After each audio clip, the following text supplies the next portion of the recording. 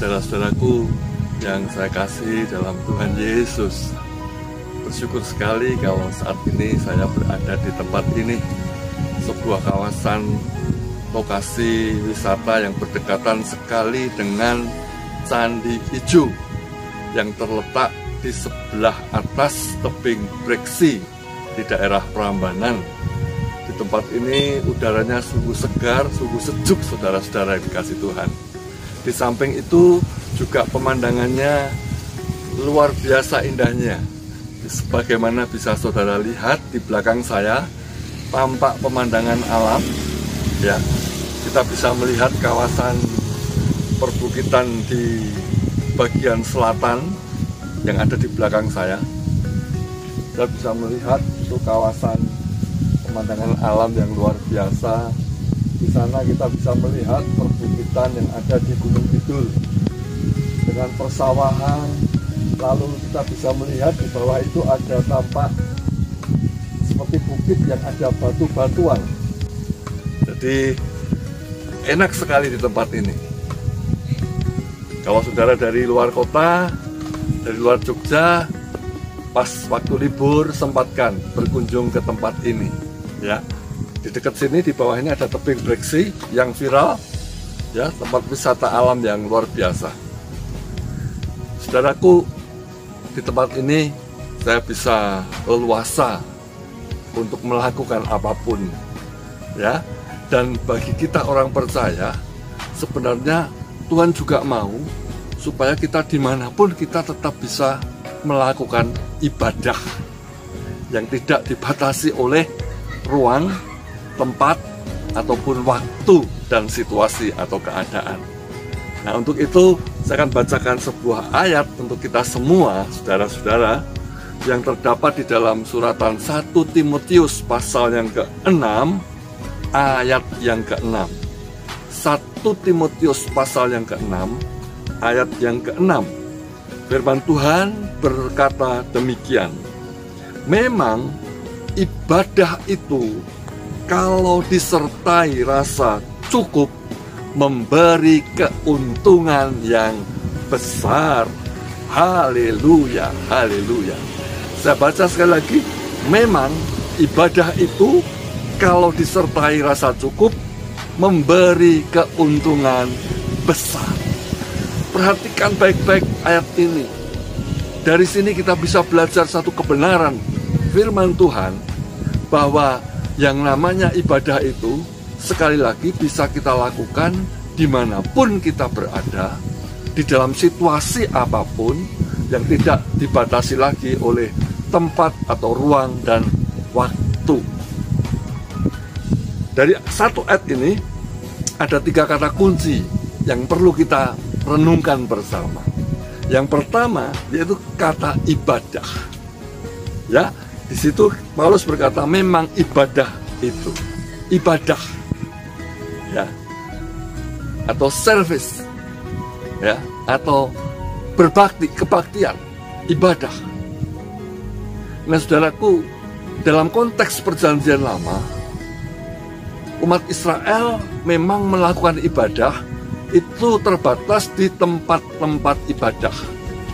Katakanlah ketika masih ada bait Allah di Yerusalem, orang Yahudi beribadah di bait Allah di Yerusalem. Atau kalau tidak ada bait Allah di kota mereka masing-masing, mereka beribadah di tempat-tempat ibadah lokal yang disebut sinagoge orang Yahudi. Jadi memang konteksnya dibatasi oleh tempat, oleh waktu tertentu, yaitu waktu ibadah. Dan biasanya berupa lebih bersifat ritual, seremonial. Ya, itu ibadah umat Israel di perjanjian lama, mengikuti peraturan-peraturan imamat, ya. Seperti itu. Ada ketentuan-ketentuan, peraturan-peraturan, ketetapan-ketetapan yang harus mereka patuhi dalam mereka melakukan ibadah kepada Tuhan. Itu di perjanjian lama. Tapi begitu kita masuk di perjanjian baru, saudara-saudaraku, pengertian ibadah diperbaharui. Ibadah tidak lagi dibatasi oleh ruang dan waktu, atau tempat dan situasi keadaan tertentu. bagi kita orang percaya, ibadah itu sebenarnya sekarang merupakan atau menyangkut, melibatkan seluruh aspek hidup kita, yaitu tubuh, jiwa, roh kita. Setiap waktu.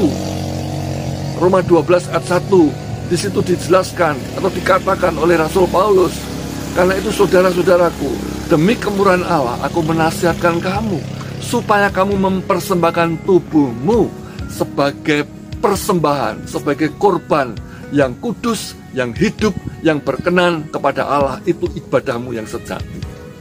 Jadi jelas sekali di perjanjian baru, ibadah itu tidak lagi dibatasi oleh ruang ataupun waktu, karena itu menyangkut hidup kita, tubuh, jiwa, roh kita, dimanapun kita berada. Jadi apapun yang kita kerjakan, apapun yang kita lakukan sekarang, saudaraku, itu harusnya merupakan bentuk wujud peribadahan kita kepada Tuhan, wujud pelayanan kita kepada Tuhan. Ya, apapun yang kita katakan, kita ucapkan, yang kita pikirkan, yang kita kerjakan sehari-hari, di pekerjaan atau di rumah atau dimanapun kita berada, itu seharusnya merupakan wujud bentuk ibadah kita kepada Tuhan. Di dalam Kolose 3 ayat 23, di situ juga dijelaskan, ya, ditegaskan secara gamblang, apapun juga yang kamu perbuat, perbuatlah dengan segenap hatimu seperti untuk Tuhan dan bukan untuk manusia. Jadi sekarang dalam konteks kita sebagai umat tebusan, umat di perjanjian baru, umat di zaman sekarang ini, ibadah kita melibatkan atau mencakup seluruh aspek hidup kita. Sekali lagi, lewat apapun yang kita ucapkan, katakan, apapun yang kita pikirkan, apapun yang kita lakukan, kerjakan sehari-hari, itu harus menjadi bentuk ibadah kita kepada Tuhan. Haleluya. Dan yang kedua, saudara, kata yang kedua yaitu ibadah itu kalau disertai rasa cukup. Nah, yang kedua, perhatikan kata rasa cukup atau cukup. Di terjemahan dikatakan disertai dengan rasa puas. Haleluya. Rasa senang. Artinya dalam kita melakukan ibadah, lewat apapun yang kita kerjakan, yang kita katakan, yang kita pikirkan, itu harus disertai rasa puas, rasa senang, rasa cukup, rasa syukur kepada Tuhan. Jadi ini adalah kehidupan kita yang senantiasa mengucap syukur kepada Tuhan atas segala kebaikannya, atas segala rahmatnya, atas segala kemurahannya, atas segala pemeliharaannya dan penyertaannya yang sempurna. Kalau hari ini, saat ini kita bisa ada sebagaimana kita ada, itu semua hanya oleh karena anugerah atau kasih karunia Tuhan kita, Yesus Kristus. Karena itu sudah sepatutnya kita senantiasa bersyukur, merasa puas. Jadi rasa puas, rasa cukup, ya rasa senang, rasa syukur kita juga tidak dibatasi oleh keadaan, oleh kepemilikan, oleh apapun yang ada pada kita.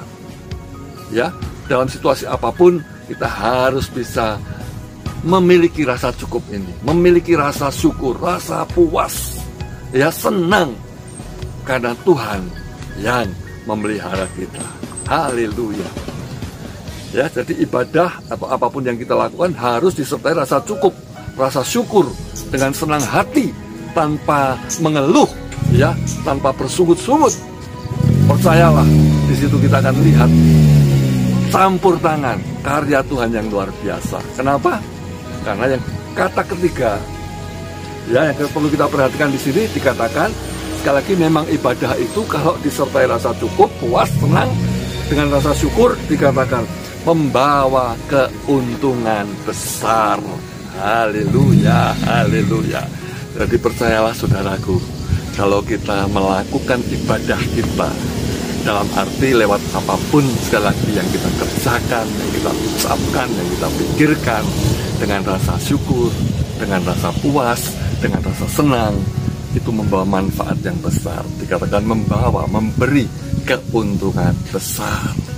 Jadi hidup kita akan senantiasa diberkati Tuhan. Haleluya. Karena itu, kalau kita ingin hidup ini penuh keberuntungan, jalannya mudah. Lakukan ibadah sungguh-sungguh. ya, yaitu lewat seluruh aspek hidup kita.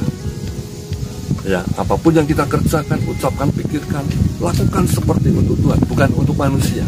Dengan senang hati, dengan sukacita, dengan rasa syukur, dan kita akan menerima keuntungan yang besar.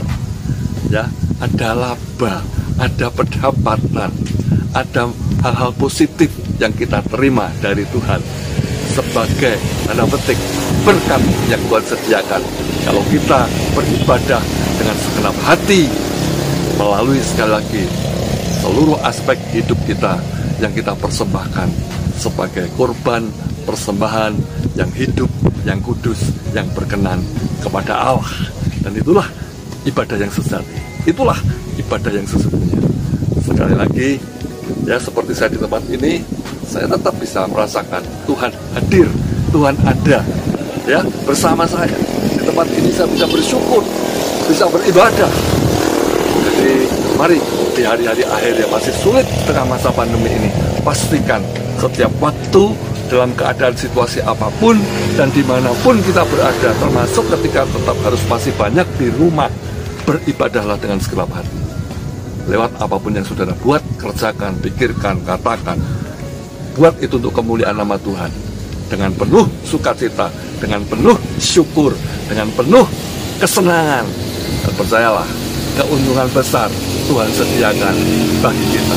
Kiranya Tuhan Yesus menolong, Tuhan Yesus memberkati dan menyertai kita semua, anak-anaknya, orang-orang yang mengasihi dan dikasihi Dia.